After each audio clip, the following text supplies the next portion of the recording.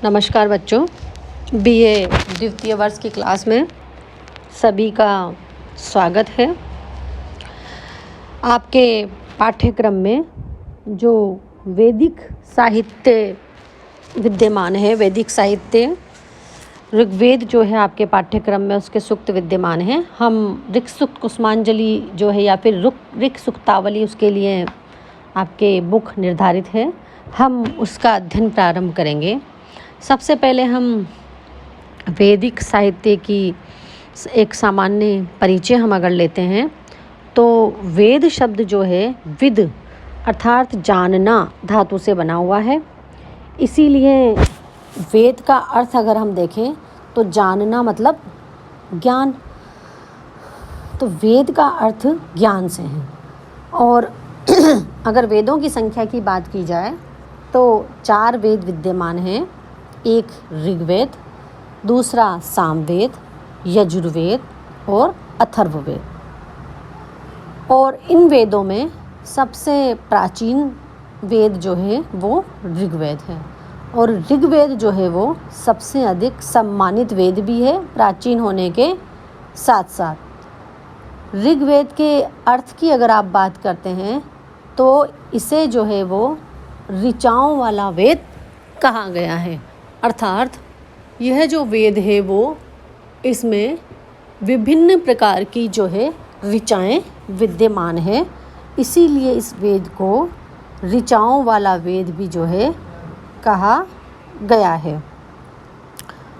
अगर हम यहाँ पर इस ऋग्वेद में जो है यानी कि जितने भी वेद हैं उन सब में जो विद्यमान है सारे के सारे वेदों में वो है मंत्र।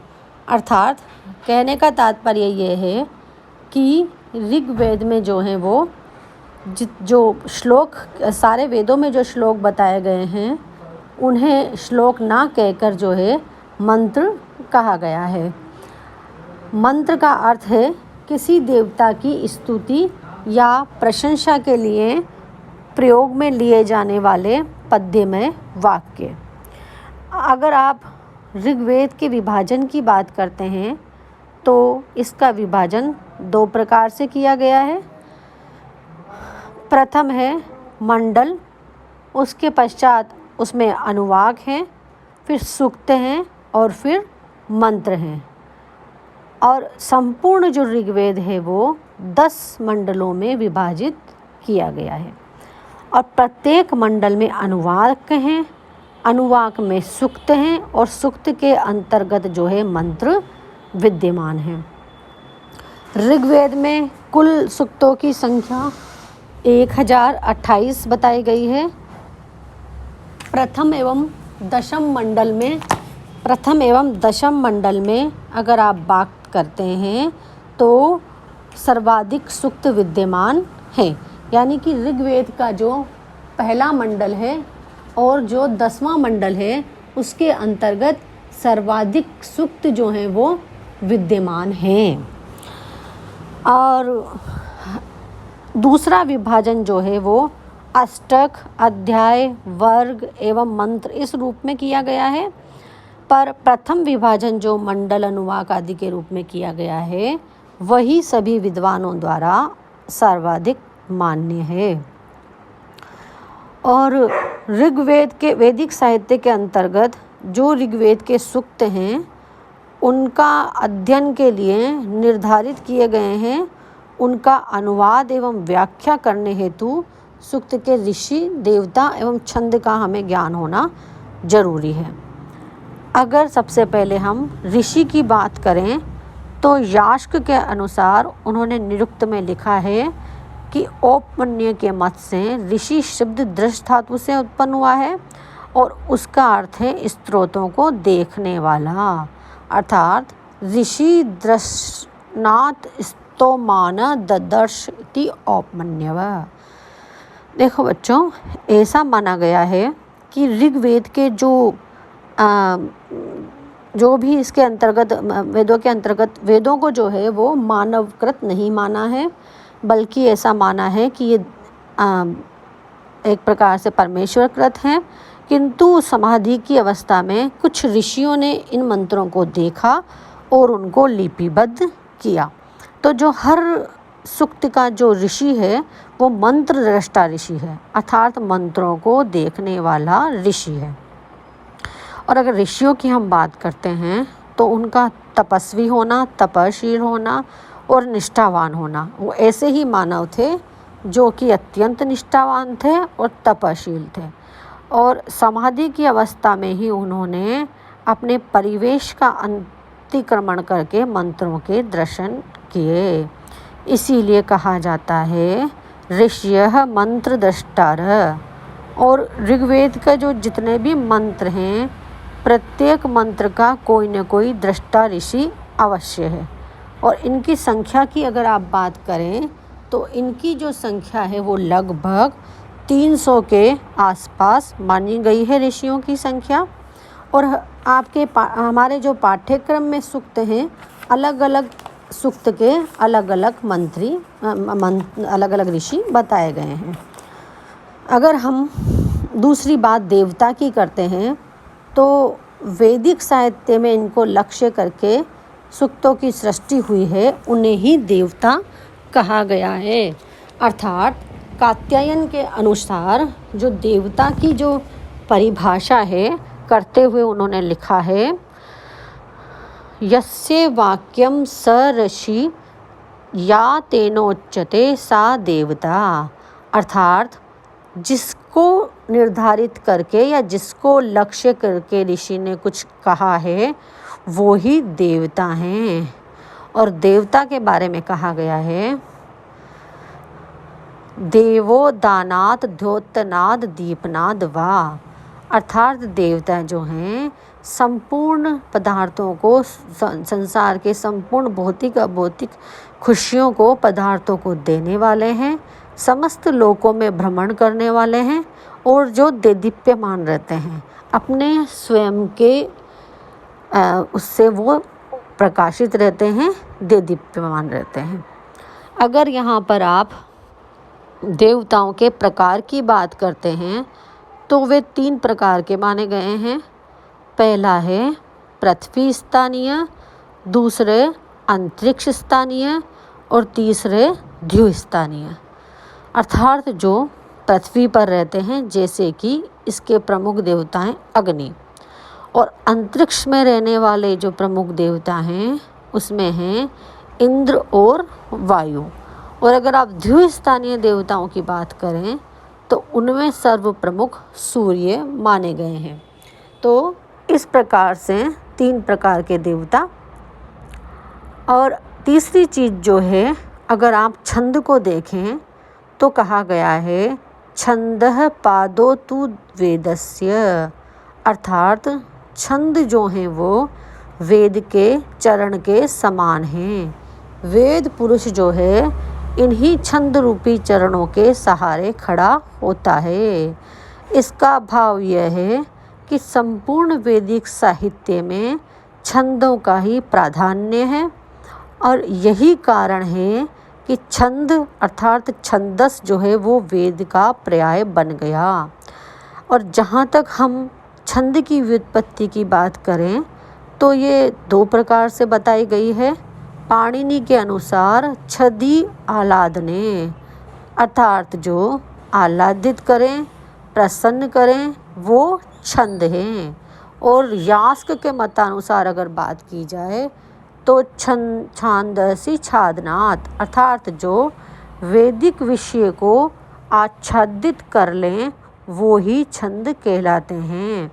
और अगर हम एक प्रकार से देखते हैं तो दोनों ही जो व्युत्पत्तियाँ हैं छंद की वो तर्क संगत भी है और अर्थ संगत भी है। आप अगर सार रूप में कहें तो छंद में बंद करके ही मंत्र जो है वो देवताओं को प्रसन्न करते हैं। इस प्रकार से जो संपूर्ण ऋग्वेद है वो छंदोमय है और इसमें अनेक प्रकार के छंदों का प्रयोग किया गया है। ऋषियों की बहुलता जो है, छंदों की बहुलता उनमें प्रमुख है। और ये शब्द जो हैं वो अक्षरों की संख्या पर निर्धारित हैं, जैसा कि कात्यायन ने लिखा है, यद अक्षर परिमाणम तच्छंद। और अगर वैदिक साहित्य की आप बात करें तो इसमें जो मुख्य मुख्य छंद हैं वो 3 एवं 4 चरणों वाले हैं। 5 चरण वाले छंद भी पाए जाते हैं।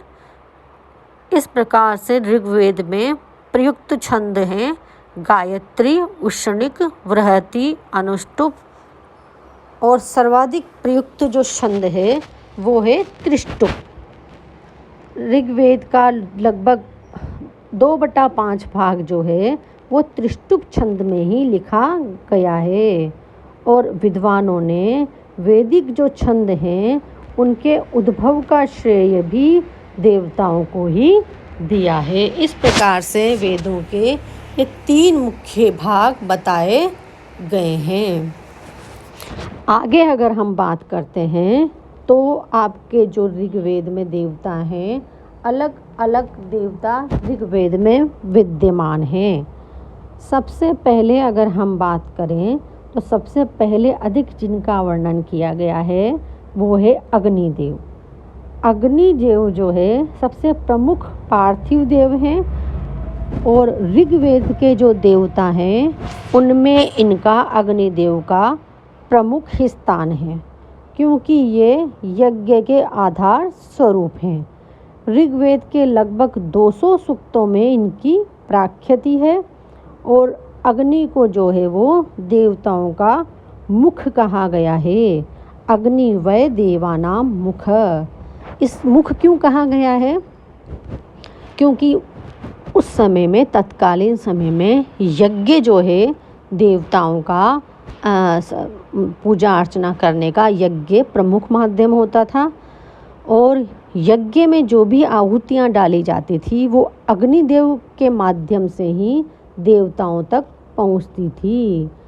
एक प्रकार से हम कह सकते हैं कि जैसे हमारे शरीर के जितने भी अंग हैं उनका जो भरण पोषण है मुख के द्वारा किया जाता है, क्योंकि हम मुख से ही अन्न जल सब ग्रहण करते हैं।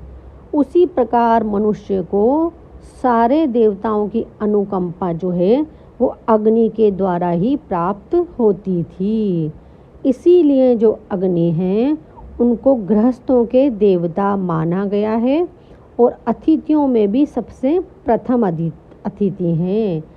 और निरंतर घृत के निषेचन यानी कि घी के डालने, यज्ञ में हम घी डालते हैं, यज्ञ में अग्नि जलती है, तो लगातार इन पे घी डाला जाने के कारण ये देदीप्यमान ज्वाला के रूप में हमारे समक्ष उपस्थित रहते हैं।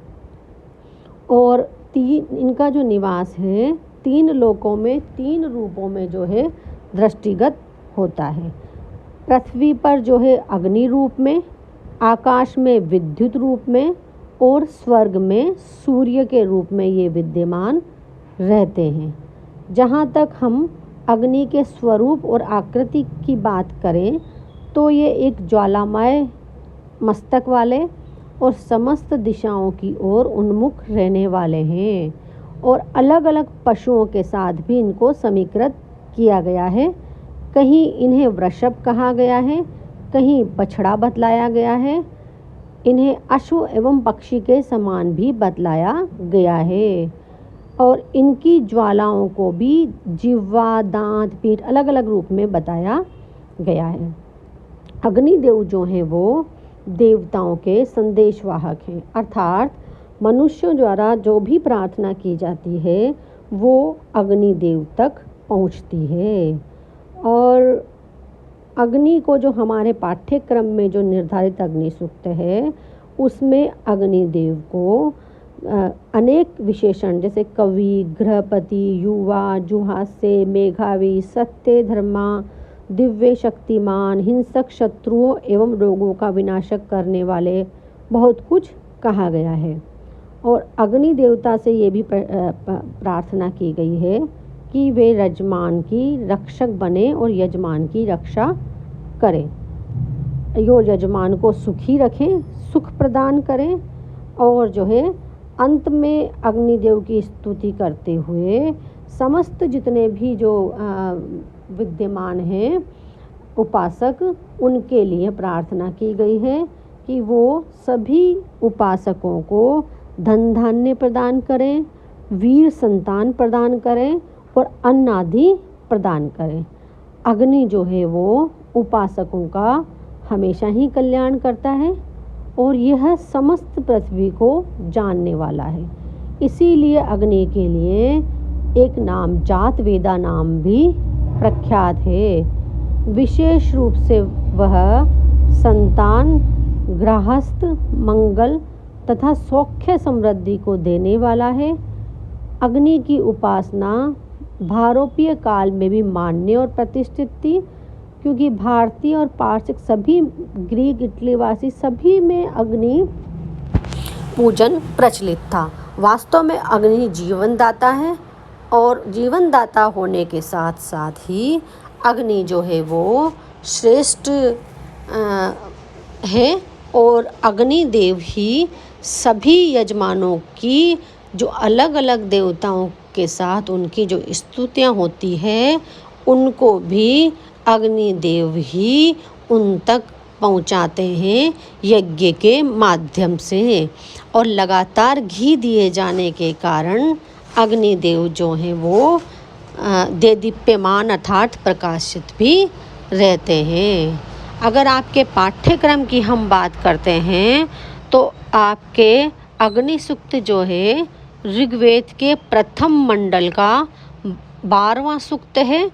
देवता तो इसके अग्नि है ही, इसमें छंद जो है वो गायत्री प्रयोग किया गया है और इसके जो ऋषि हैं वो हैं मेघातिथि, अर्थात मेघातिथि ऋषि ने इनको देखा इन सूक्तों को और देखने के बाद जो है उन्होंने इनको लिपिबद्ध किया, इसीलिए उनको मंत्र दृष्टा ऋषि भी कहा जाता है। अब आगे हम कल अग्नि सूक्त का अध्ययन प्रारंभ करेंगे।